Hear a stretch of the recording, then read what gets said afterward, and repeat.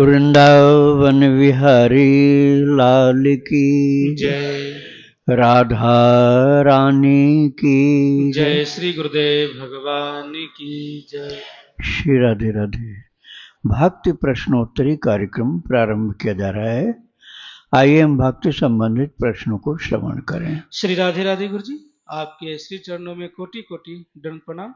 सचिन कश्यप जी, इनका प्रश्न है, गुरुदेव नाम जप करूं तो इतने दुख और बीमारी आते हैं और दूसरों के प्रति गलत भावना भी और ज्यादा और गुस्सा भी आने लगता है, ऐसा क्यों होता है? अच्छा, आप नाम जप कुछ दिन छोड़ दीजिए, फिर देखिए आपको बीमारी आती है कि नहीं आती। ये 2-4 महीने के लिए छोड़िए, देखिए फिर कभी बीमारी आती है कि नहीं आती।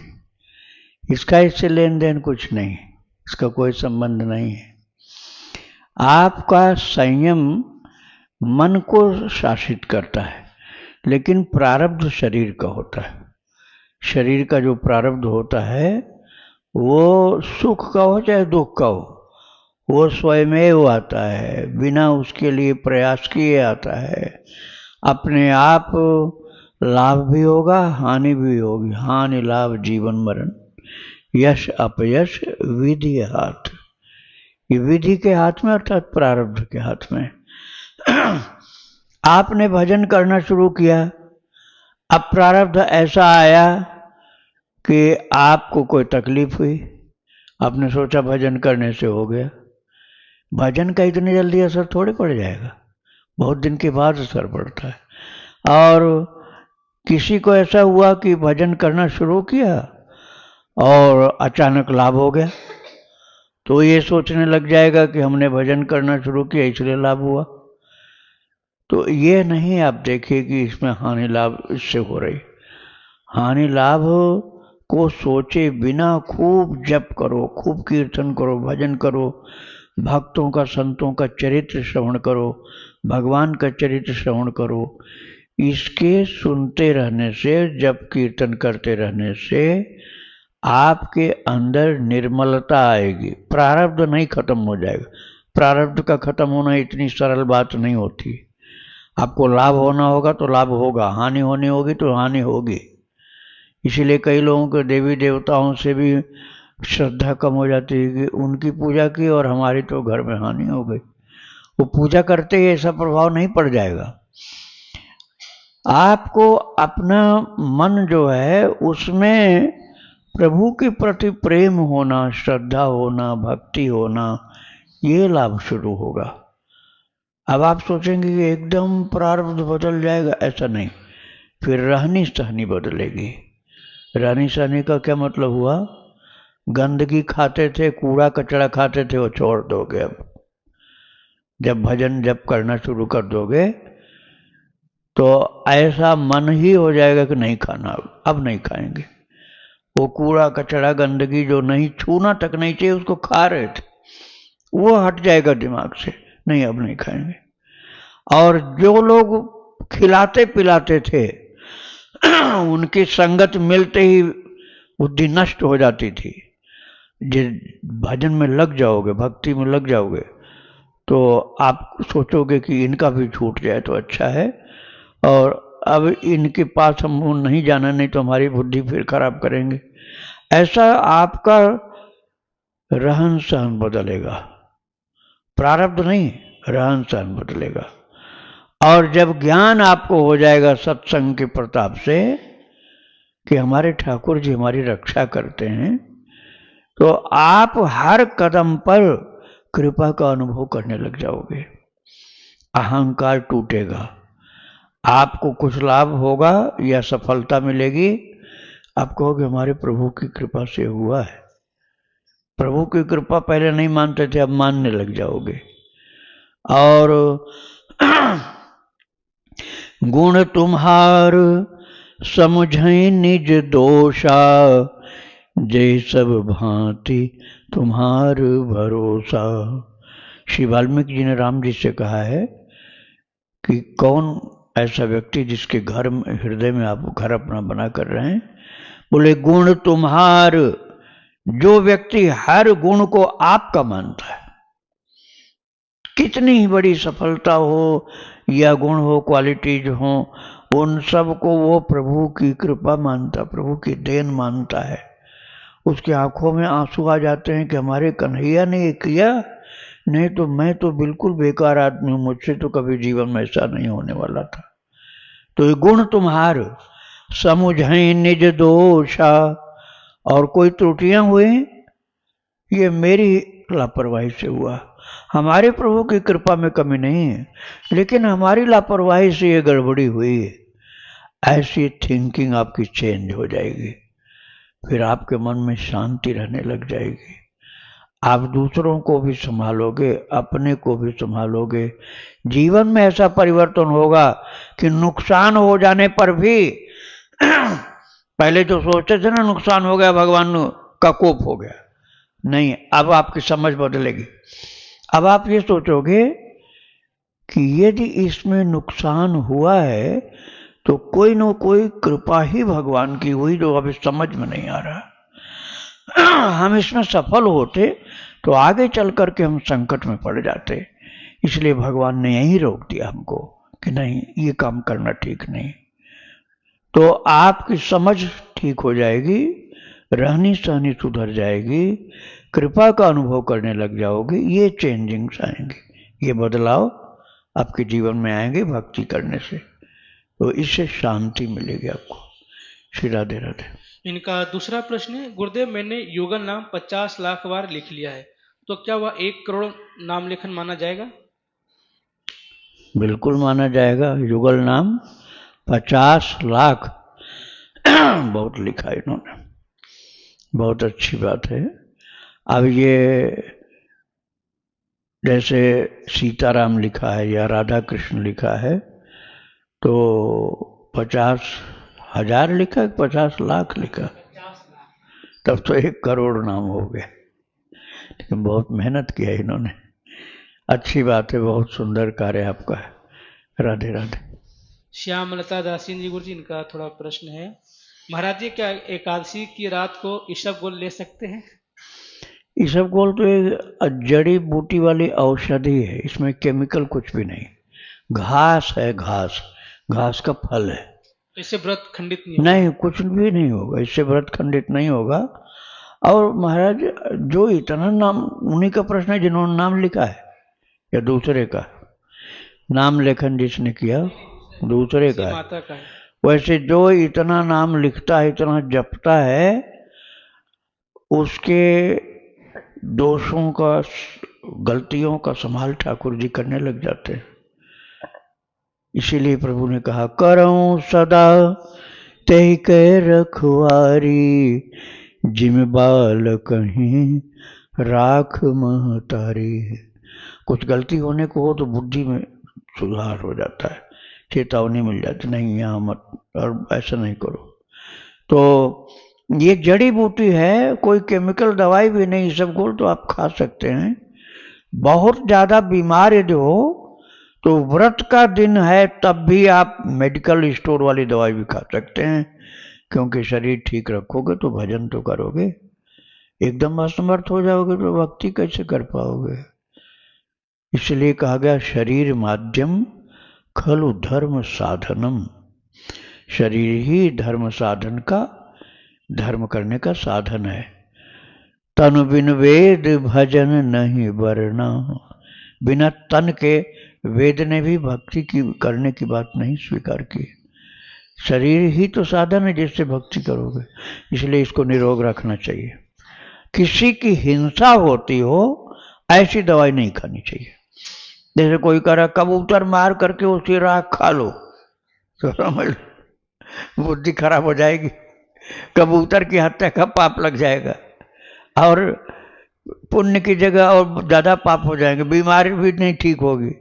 तो ऐसी औषधि नहीं लेना चाहिए, जीव जंतु मार करके खाओ। और जो केवल साल्ट्स हैं, केमिकल दवाइयाँ होती हैं, साल्ट्स होते हैं, वो उसके द्वारा कोई जीव हत्या नहीं की गई, उसको खा सकते हैं। राधे राधे। इनका दूसरा प्रश्न है, गुरुजी मैंने कहीं सुना था कि बालों में लगाने वाले इंडिगो पाउडर, जिसे हिंदी में नील पत्ती भी कहते हैं, वह भक्ति में लगाना अशुभ होता है भक्तों के लिए, तो क्या भक्तों को यह इस्तेमाल करना चाहिए या नहीं? कृपया शंका का मार्गदर्शन करें। कीटनाशक है क्या?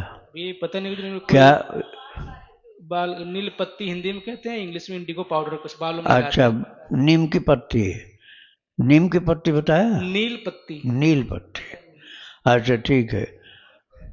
हाँ, बाल काले करने का है। वैसे ही भक्ति में तो इसकी जरूरत पड़ती नहीं, अपने श्रृंगार के लिए आप करते हो।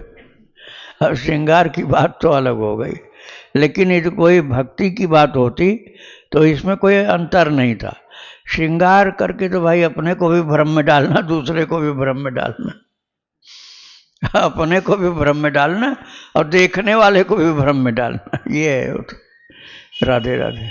इनका आखिरी प्रश्न है, गुरुजी आजकल लोग YouTube पर ठाकुर जी की सभी चीजें शेयर करते हैं कि हमने क्या खाना बनाया, क्या श्रृंगार खरीदा, क्या श्रृंगार किया, क्या उनके लिए लेके आए। तो क्या इससे भक्ति में उनकी बाधा पड़ती है, और क्या ठाकुर जी को बुरा भी लगता होगा ये सब शेयर करना? हाँ, बाधा पड़ती है। अब आप समझ लो कि सेवा गुप्त रहती ना तो उसमें शक्ति ज्यादा होती। गुप्त रखनी चाहिए सेवा, और भगवान वाली तो बिल्कुल नहीं बतानी चाहिए।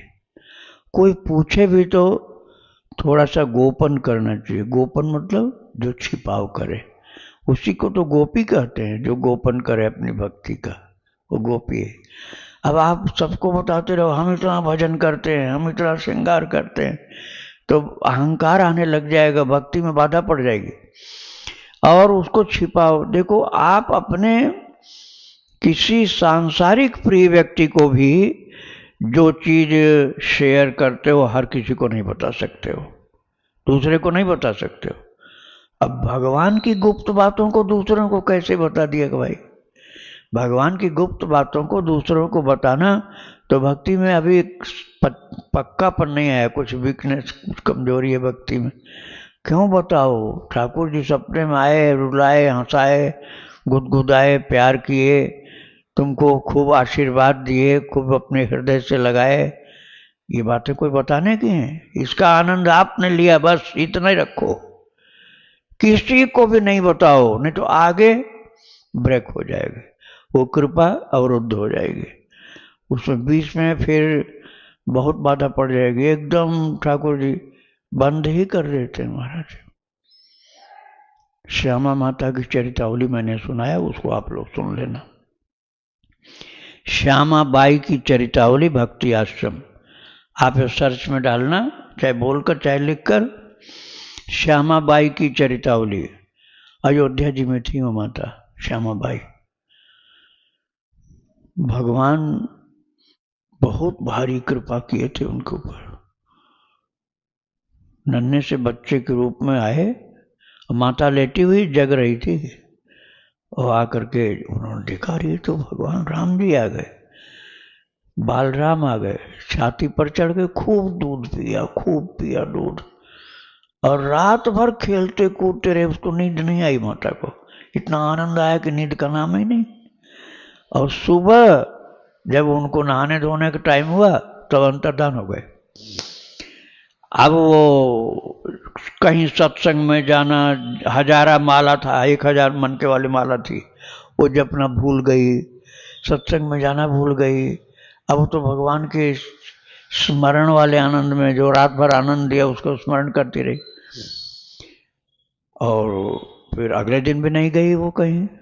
सखियां जो थी वो सोच रहे हैं कि बीमार हो गई क्या, लेकिन बीमार नहीं थी। शाम होते होते चारपाई पर जल्दी लेट गई माता, और फिर आ गए ठाकुर जी। पूरा पूरा 3 वर्ष ऐसा आनंद दिया था, रोज आना, 12 मास, पूरा 3 वर्ष। उसके बाद एक सखी आई, उनकी गुरु बहन थी वो, उनका चरित्र मैंने सुनाया है। तो पूछने लगी, अब तुम मिलती नहीं हो, न घाट पर मिलती हो, न सत्संग में मिलती हो, और हजारा माला भी नहीं तुम्हारे हाथ में कभी देखा। चुप हो गई हो, बोली कुछ नहीं। बोली बताती क्यों नहीं हो, क्या बात है? अब कुछ और करने धरने लग गई हो क्या? क्यों नहीं मिलती हो? तब भी नहीं बताया। वो पकड़ के बैठ गई चारपाई उसकी पकड़, नहीं बताना पड़ेगा, 3 साल से तुम नहीं मिल रही हो, न कथा में, न घाट पर नहाने में, क्या हो गया तुमको? बोले नहीं कुछ नहीं। बोले तुम छिपा रही हो, बताओ दो। उसने बता दिया, उस माता ने बता दिया। ऐसी कीमती चीज किसी को नहीं शेयर करना चाहिए। बता दिया उसने अपनी गुरु बहन को। और रात को ठाकुर जी नहीं आए, रात को ठाकुर जी नहीं आए। 3 साल लगातार आए, कोई दिन गैप नहीं हुआ। और रात को ठाकुर जी अर्थात राम जी नहीं आए। वो रोने लगी, बहुत रोने लगी। समझ गई वो कि हमने बता दिया गुरु बहन को, इसलिए नहीं आ रहे। बोले लाला मैं अब नहीं किसी से बताऊंगी, अब तो आ जा, अब नहीं बताऊंगी, आ जा। ऐसे ही रोती तड़पती रही रात भर, लेकिन प्रभु नहीं आए। तो राम मंगल दास जी के पास गई वो। राम मंगल दास जी का भी चरित्र मैंने सुनाया। रो रो करके बताई कि अब नहीं आ रहे हैं। बोले हो कि अब नहीं आएंगे वो। तूने उनकी इतनी बड़ी कृपा, अकूत कीमत वाली चीज को ऐसे लोगों के सम्मुख खोल दिया, ये ठीक नहीं किया। इतना उसका हृदय विरह से जलने लगा कि उसको लगता था अब मैं मर जाऊंगी। तो जनकपुर चली गई वो, अयोध्या जी से जनकपुर चली गई। और सीता महल जो वहां है, वहां रोती रही रोती रही। तब जानकी जी ने उसको स्वप्न में दर्शन दिया। और जानकी जी ने कहा अब बाल राम नहीं आने वाला, अब ये मरने के बाद जब तुम्हारा शरीर छूटेगा तब तुमको वैकुंठ में मिलेंगे, अब नहीं मिलने वाले। वहीं पर शरीर छोड़ दिया माता ने जनकपुर में, और भगवत धाम को चली गई। तो आप ये समझ लो कि प्रभु की चीज को ऐसे खोल करके किसी को नहीं बताना चाहिए, बहुत गुप्त रखने। सदा इदम गुह्यतमम, भगवान ने खुद कहा है कि गुह्यतम चीज है, गुप्त है, छिपा कर रखो। गोप्तृत्व वर्णम तथा, गोपन करो, छिपा कर रखो। इतनी कीमती चीज को तुम, हीरा मोती तो छिपा के रखते हो, भगवान को तुम खुलेआम बताते हो। भगवान को तुम अपने रत्नों से भी कम कीमत की मान लिए। इसलिए ऐसी गलती मत करना कभी। राधे राधे। पूजा जी हैं सहारनपुर से, इनका प्रश्न है, ऐसा सुना है कि कृष्ण के लिए कोई भी प्रीतम भाव हो, अंतिम लक्ष्य निकुंज ही होता है, तो क्या यह सत्य है? और क्या कृष्ण के लिए प्रीतम भाव होने पर निकुंज की प्राप्ति कभी नहीं हो सकती? मीराबाई जी को भी कांता भाव के कारण पहले दूसरे ब्रह्मांड में पत्नी बनना पड़ा, कृपया मार्गदर्शन करें। अच्छा, अब आपसे हम पूछ रहे हैं, राधे राधे, कृपा करके आप लोग बैठ जाओ शांति से। अब आपसे हम पूछ रहे हैं कि महाराज, जो भगवान के सखा लोग थे, जैसे श्री दामा जी थे, मधुमंगल थे, अर्जुन थे, ये लोग जो सखा लोग थे, तो ये लोग शरीर छोड़ने के बाद कहाँ गए फिर? ये निकुंज में तो गए नहीं। नंद बाबा क्या निकुंज में गए? नंद बाबा तो निकुंज में गए नहीं। ऐसी बात भ्रम वाली मत पाल लिया करो। अरे निकुंज में वो जाएंगे जो गोपी भाव के हैं, जो निकुंज में गोपी भाव के वही जाएंगे। वात्सल्य भाव के नंद बाबा क्यों जाएंगे निकुंज में? उनको तो अपना लाला अपने गोद में रख करके खेलना, दुलार करना, प्यार करना, सेवा करना, यही अच्छा लगता है। अब मैं रसोपासना मैंने सुनाया है, रसोपासना आप लोग सुने तो, सख्य भाव की उपासना में पहले सखाओं का सुनाया, बाद में गोपियों को सुनाया। अब मैं वात्सल्य भाव का यशोदा माता को सुना रहा हूं। तो जो जिसकी पात्रता रखता है, उसी पात्रता के अनुसार उसको भगवान अपने धाम में लेते हैं। ऐसा नहीं कि सब लोग निकुंज में ही रहते हैं। अरे ठाकुर जी भ्रमण करने जाते हैं, सरजू जी नहाने जाते हैं, यमुना जी नहाने जाते हैं, युद्ध करने जाते हैं।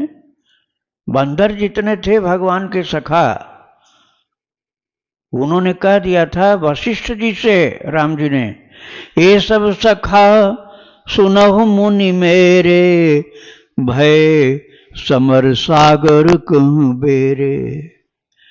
जब युद्ध हुआ तो समर सागर में बेड़े बन गए थे, अर्थात इनकी कृपा दनुज हम मारे। ये भी कहा, इनकी कृपा दनुज हम मारे। प्रभु गुरुदेव इन्हीं की कृपा से राक्षसों का वध हम कर पाए। तो ये सखा है, भगवान के साथ सखा भाव से खेलते हैं। वात्सल्य भाव वाला सदा प्रभु को बाल रूप में देखता है। अरे गया प्रसाद जी की चरितावली सुन लो, उनको कृष्ण का दर्शन बाल कृष्ण के रूप में होता था। बाल कृष्ण के रूप में उनको दर्शन मिलता था भगवान का। तो निकुंज उनके लिए है जो गोपी भाव के हैं, माधुर्य भाव के। राधे राधे।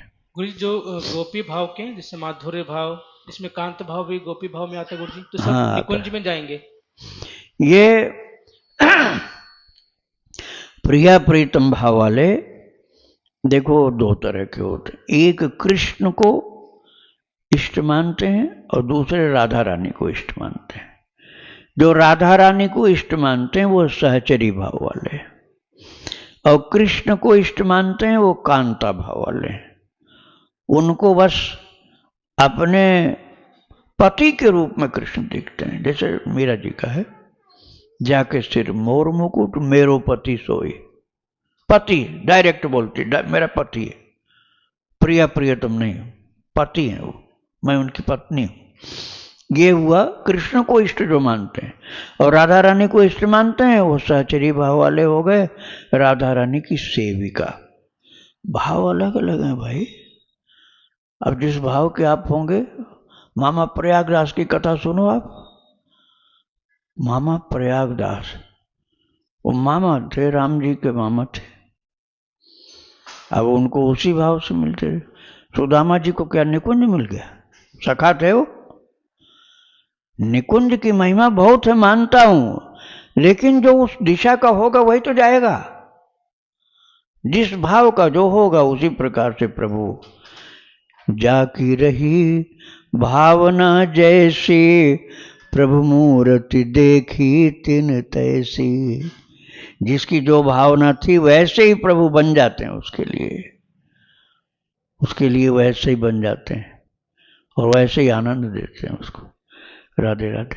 गुरु जी, थोड़ा सा एक और स्पष्ट कर दिया। जैसे इन्होंने लिखा ना गुरु जी कि जैसे आपने बताया, जो गोपी भाव वाले होते हैं, जैसे प्रिया प्रियतम या तो वो सब निकुंज में ही जाते हैं।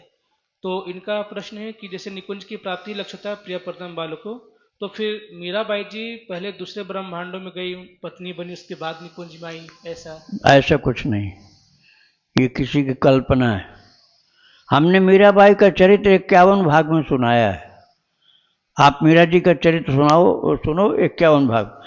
25 वर्ष मीरा जी वृंदावन में रही, 25 वर्ष। केवल शरीर छूटने के टाइम प्रभु ने उनको कहा कि तुम द्वारकाधीश के रूप में अपने पति को प्राप्त किया था, इसलिए तुम अभी द्वारका में आ जाओ, शरीर तुम्हारा यहाँ छूटेगा, तुम मेरे में समा जाओगी। चुपचाप यहाँ से चली गई वो, वृंदावन से आखिरी टाइम में द्वारका चली गई। भगवान ने आत्मसात कर लिया उनको। उसके बाद फिर भगवान ने उनको नित्य वृंदावन धाम में स्वीकार किया है।